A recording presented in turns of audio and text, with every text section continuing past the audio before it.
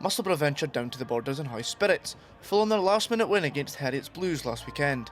But they'd certainly be up against it at Mansfield Park, the hosts having 5 wins from 6 to kick off their season.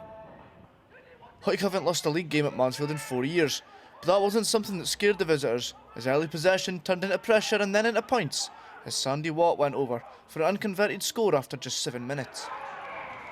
HAWICK's reply was almost immediate, and when Musselburgh failed to win their own line out on their own 22, the Greens pounced, and soon the visitors found themselves standing under their own posts, as just after a few phases, captain Sean Muir used his strength to cross the line and level the scores. Kirkford added the extras to nudge HAWICK ahead. Each team then struck penalties to keep the scoreboard ticking over, but then the last 15 minutes of the first half belonged solely to Musselburgh. First, Jordan Lister touched down for an unconverted score after a solid piece of attack, which stretched the HAWICK defence until it snapped. And then Paul Bogie scored the easiest try of the day after HAWICK lost their own scrum on their own 5-metre line, and the visiting forwards drove the ball over the line. The conversion from Mark McMillan was successful and gave Musselburgh a 20 points to 10 lead at the break. The start of the second half saw HAWICK understand the task that lay ahead of them, and Ford slotted a penalty to reduce Musselburgh's lead. This was quickly followed up by an Andrew Mitchell try, with the centre using his physical strength and powerful running to get over the try line for an unconverted score. HAWICK got themselves back in front just minutes later when Ford struck a long-range penalty, but this was quickly answered back with the visitors going back up the other end of the pitch and grabbing a try of their own, as Colin Arthur's pick-and-go attempt was given by the referee, and they now led 25 points to 21.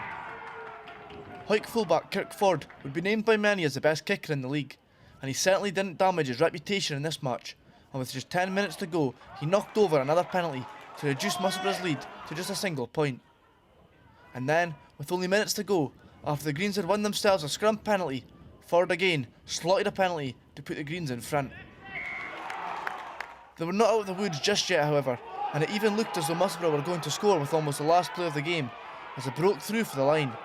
But the ever-reliable Jay Linton was back in time to have his say and win a penalty, allowing the hosts to clear their lines and see out the last 90 seconds of the match before the referee blew for full time and a loud sigh of relief echoed around Mansfield Park.